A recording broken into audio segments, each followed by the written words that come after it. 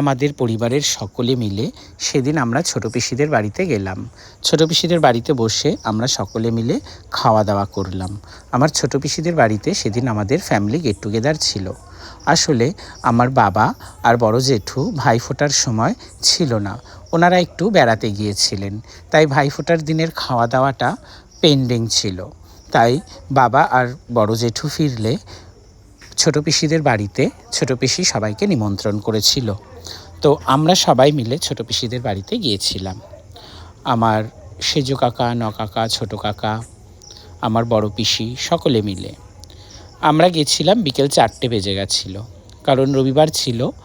আর রবিবারে তো আমার দুপুর 2টো পর্যন্ত নাচের ক্লাসই থাকে। নাচের ক্লাস করে তারপরে স্নান করে পুজো করে পিসিদের বাড়িতে গেলাম।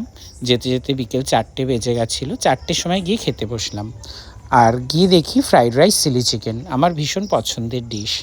ফ্রাইড রাইস চিলি চিকেনের পরে চাটনি, পাঁপড়, দই, মিষ্টি, ভীষণ ভালো লেগেছে। আর রান্না করেছে আমার ছোটো কাকা আর ছোটো কাকি।